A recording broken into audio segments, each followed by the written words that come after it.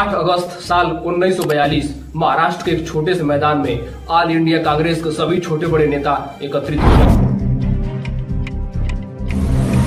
ये सभी छोटे बड़े नेता एक बहुत ही बड़े संघर्ष का ऐलान करने वाले थे। एक बहुत ही बड़ा संघर्ष और आखिरी संघर्ष ब्रिटिश हुकूमत के खिलाफ। वह नहीं जानते थे कि इस संघर्ष में उनके साथ क्या होगा, जीत रूपी ऊंट किस करवट बैठेगा। उन लोगों को नहीं मालूम था कि इस आंदोलन का क्या आखिरी परिणाम होगा, मगर फिर भी वो सब लड़ना चाहते थे, एक आखिरी दम लगाना चाहते थे ब्रिटिश हुकूमत के खिलाफ और आजादी के तरफ।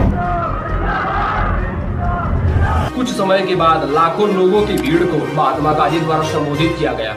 उनका कहना था कि अब आप लोग सभी लोग अपने आप को आजाद मान सकते हैं। अब हम लोग ब्रिटिश हुकूमत के जूतों के तले नहीं रह सकते। अब हम लोग को आजादी चाहिए, ऐसी आजादी जिसके राजा भी हम हो और प्रजा भी हम हो।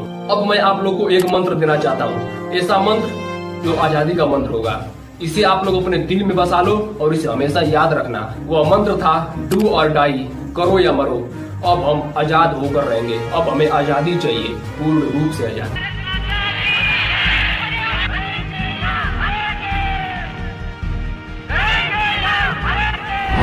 और कुछ इस प्रकार शुरू हुआ भारत छोड़ो आंदोलन साल 1942 में। भारत छोड़ो आंदोलन के बारे में ब्रिटिश सरकार को भी मालूम हो चुका था, इसीलिए ब्रिटिश सरकार की होम डिपार्टमेंट कुछ महीने पहले से ही इस आंदोलन के काबू करने के लिए उस पर काम करने लगी थी कि आंदोलन शुरू होने से पहले ही उस आंदोलन को दबा दिया जाए, अर्थात खत्म कर दिया जाए। पूरी मीडिया पर अपना कंट्रोल, ताकि इस आंदोलन की खबर ही न छप सके। कांग्रेस कार्यालयों पर रेड मारकर उनके सारे इनकम्स को, अर्थात उनके सारे धन को जब्त कर लिया जाए और सारे नेता को अरेस्ट कर लिया जाए और कांग्रेस के सारे नेताओं को इंटरनेशनल घोषित कर देना, ताकि कांग्रेस का आंदोलन फीका पड़ जाए। इस तरह से आंदोलन शुरू होने से पहले ही आंदोलन को खत्म कर दिया जाए। अगले दिन कांग्रेस के नेता महात्मा गांधी, पंडित जवाहरलाल नेहरू जी, सरदार वल्लभ भाई पटेल जी तथा मौलाना आजाद अर्थात सारे लीडर को अरेस्ट कर लिया जाए और जेल में डाल दिया जाए। फिर आपके मन में एक सवाल पुटअप किया होगा, आखिर इतना सब अरेस्ट हो जाने के बाद भी उस आंदोलन का क्या हुआ? इतनी सख्ती और मुश्किलों के बीच आखिर इनकलाब का नारा कैसे भारत के कोने कोने तक पहुंचा?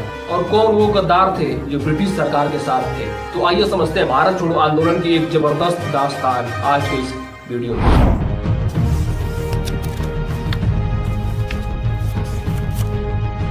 इस कहानी को अच्छी तरह से समझने के लिए हमें 2 साल पीछे जाना पड़ेगा, यानी 8 अगस्त साल 1914। ब्रिटिश सरकार के वायसराय लिलिथको द्वारा एक पत्र लिखा जाता है इंडियन फ्रीडम फाइटर्स को, जिनका नाम दिया गया अगस्त ऑफर। उस पत्र में लिखा गया कि ब्रिटिश सरकार भारतीयों के रिप्रेजेंटेशन को बढ़ाना चाहती है। दरअसल ये वह समय था जब द्वितीय विश्व युद्ध अपने चरम सीमा पर था। जर्मन देश का डिक्टेटर एडोल्फ हिटलर एक देश के बाद दूसरा देश पर अपना फतेह करता जा रहा था और ब्रिटेन देश अकेलौता खड़ा था हिटलर का सामना करने के लिए। यूके में मौजूद ब्रिटिश सरकार एक बहुत ही बड़ी मुसीबत का सामना कर रही थी। वह जहाँ जहाँ हो सकता था अपने मदद के लिए गुहार कर रही थी। हालांकि भारतीय सैनिक ऑलरेडी ब्रिटिश सरकार की तरफ से लड़ रहे थे द्वितीय विश्व युद्ध में। इसके बावजूद भी ब्रिटिश सरकार इंडियन सैनिकों से खुश नहीं थी, अर्थात भारत से खुश नहीं थी। वह चाहती थी कि और अधिक संख्या में भारतीय हमारी मदद करें। इसलिए ब्रिटिश सरकार ने भारतीयों को अगस्त ऑफर का मौका दिया। हालांकि उधर कांग्रेस भी ठान ली थी कि हम ब्रिटिश का अब कोई भी ऑफर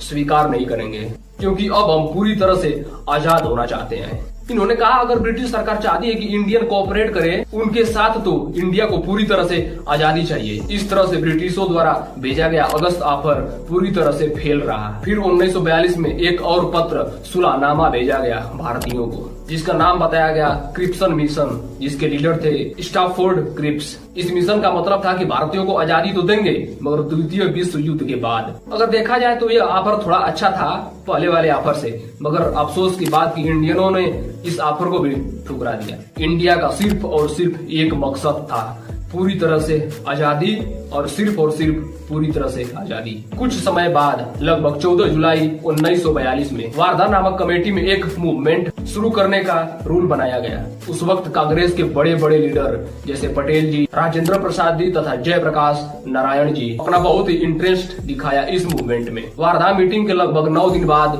23 जुलाई को secretary of states lord Henry, secretary of the state, colonies viscount Cranborne ने एक पत्र लिखते हैं। वह लिखते हैं कि जो रूल इस वार्ता मीटिंग में लिया गया है वह 7 अगस्त को ऑल इंडिया कांग्रेस कमेटी में अप्रूव किया जाएगा और इसके बाद एक मास्क मूवमेंट स्टार्ट किया जाएगा जो ब्रिटिश सरकार की सियासत को डायरेक्ट चैलेंज करेगा। इस पत्र में लिखा था, if necessary and we have to contemplate the probable arrest of Gandhi and of the member of working committee. उस पत्र में यह भी लिखा था कि इन लोगों को अरेस्ट करने के बाद इनको अफ्रीका भेज दिया जाएगा ताकि यह आंदोलन स्टार्ट ही ना हो सके। इसके बाद ब्रिटिश सरकार एक 3 स्टेज रूल पास करती है। उनका प्लान था कि जब ऑल इंडिया कमेटी के द्वारा जब क्विट इंडिया रूल पास किया जाता है तो जिसके बारे में ब्रिटिश सरकार को पहले से ही मालूम था। फिर 9 अगस्त सुबह के करीब 5 बजे महात्मा गांधी को अरेस्ट कर लिया जाता है। फिर पूना के आगा खां पैलेस में ले जाया जाता है। इस घटना के बाद कांग्रेस के नेताओं को पूरी तरह से तथा कांग्रेस को पूरी तरह से बैन कर दिया जाता है, यानी ब्लॉक कर दिया जाता है और कांग्रेस को तथा कांग्रेस के नेताओं को एंटी नेशनल घोषित कर दिया गया।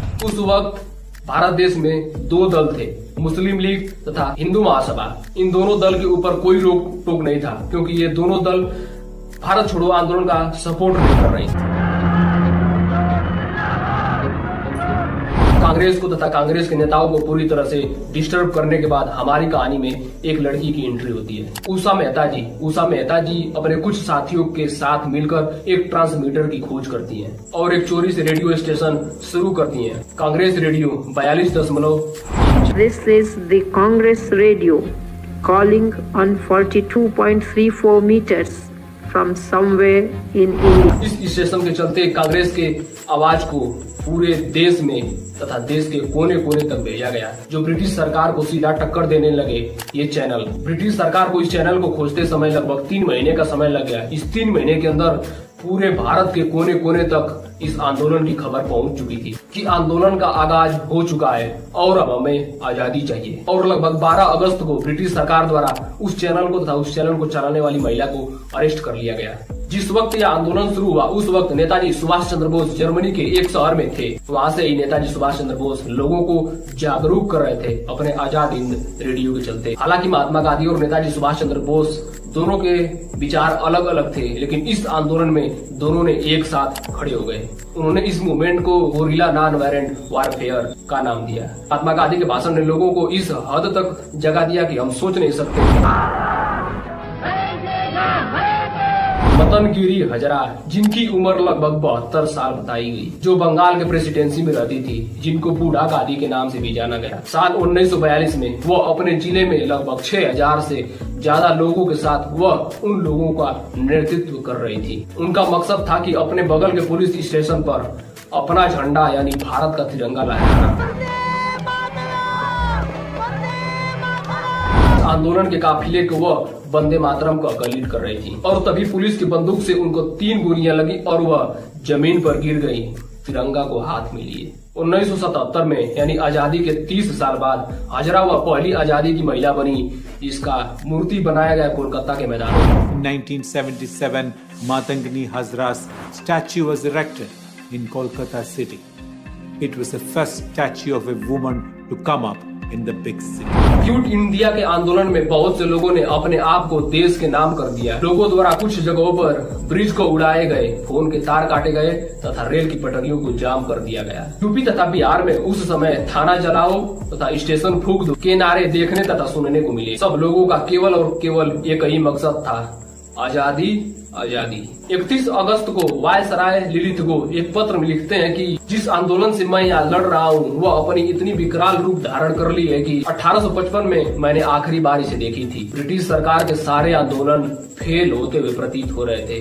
कांग्रेस के बड़े बड़े नेताओं को अरेस्ट करने के बाद भी भारत छोड़ो आंदोलन रुकने का नाम ही नहीं ले रहा था। गांधी जी अपने विचार बदलने पर उतारू हो गए थे क्योंकि वह थक चुके थे शांतिपूर्वक आजादी लेने को। वह अपने विचार बदल दिए और शांत हो गए। अब पूरे भारतवर्ष का सिर्फ और सिर्फ एक मकसद था, आजादी। मुस्लिम लीग के नेताओं ने एक प्रस्ताव लिखा 1940 में जिसे लाहौर प्रस्ताव के नाम से जाना गया। उसमें मुस्लिम लीग के नेताओं ने लिखा कि मुस्लिमों के लिए एक सेक्युलर कॉर्पोरेट देश बनाया जाए जिसे पाकिस्तान रेगुलेशन भी कहा गया। कानपुर में हिंदू महासभा के पार्टी लीडर विनायक दामोदर सावरकर वह कहते हैं कि हिंदू महासभा समझौता की रणनीति पर चलती है। दरअसल बात यह थी कि हिंदू महासभा उस वक्त एक पॉलिटिकल पार्टी थी इंटरनेशनल लेवल पर। तब ब्रिटिश सरकार के लीडरों ने कहा कि संघ ने अपने आप को बहुत ही ही ध्यानपूर्वक तरीके से अपने आप को कानून के दायरे में रखा और अगस्त 1942 में जो डिस्टरबेंस हुआ उसमें पार्टिसिपेट नहीं किया। तब साल 1945 में ब्रिटेन में लेबर पार्टी शासन में आती है और ब्रिटेन में नए प्राइम मिनिस्टर बनते हैं हेमंत एटली। उनका साफ साफ कहना था कि इंडिया को अब आजाद करने का समय आ चुका है। उनके इस भाषण के बाद इंडिया में बंद कांग्रेस नेताओं को जेल से रिहा कर दिया गया और लगभग 2 साल बाद यानी 1947 में इंडिया को पूर्ण रूप से आजादी मिल गई। तो एजुकेशन की वीडियो में आज के लिए इतना ही। मिलते हैं अगली वीडियो में, तब तक के लिए राम राम।